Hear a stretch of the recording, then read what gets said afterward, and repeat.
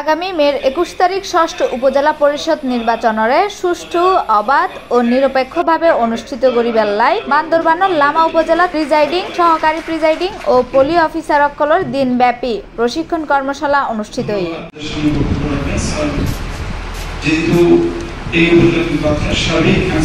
মের 18 তারিখ শনিবার সকালে লামা উপজেলা পরিষদ মিলনায়তনত এই প্রশিক্ষণ কর্মশালা অনুষ্ঠিত হয়।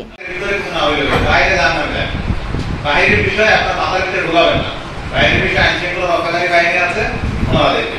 উপজেলা নির্বাহী অফিসার ও সহকারী রিটার্নিং অফিসার মোহাম্মদ কামরুল হোসেন চৌধুরীর সভাপতিত্বে দিনব্যাপী এই প্রশিক্ষণ কর্মশালার প্রধান অতিথি হিসেবে উপস্থিত আছেন বান্দরবান জেলা প্রশাসক ও জেলা ম্যাজিস্ট্রেট শাহ মোজাহিদ উদ্দিন।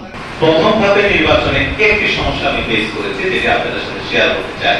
সেটি হচ্ছে অনেকে মিডিয়া কর্মীদেরকে করতে দেয়নি। আমি ফার্স্ট পয়েন্ট যেটা রেখেছি সেটা হচ্ছে মিডিয়া। প্লিজ, মিডিয়া রুলস আছে, তাদের ভিতরে ঢোকার পারমিশন আছে। ওনাদেরকে আপনারা কখনোই আইনের মধ্যে থেকে যতটুকু সহযোগিতা করার ততটুকুই করবেন।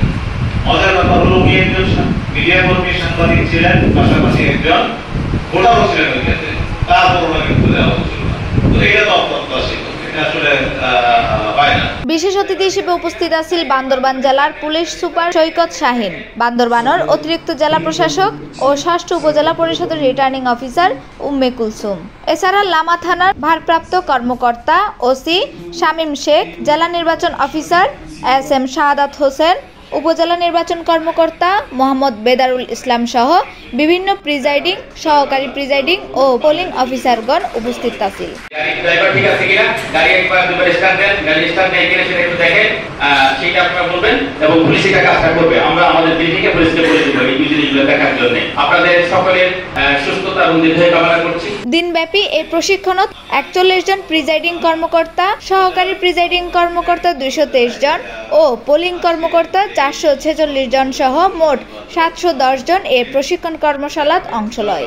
আগামী মের 21 তারিখ বান্দরবানের লামা ও নাইখংছড়ি উপজেলাত ভোট গ্রহণ অনুষ্ঠিত হইব। দেখা হবে। জয় বাংলা, জয় বঙ্গবন্ধু, বাংলাদেশ। আসসালামু আলাইকুম। C+ চট্টগ্রাম। ধন্যবাদ।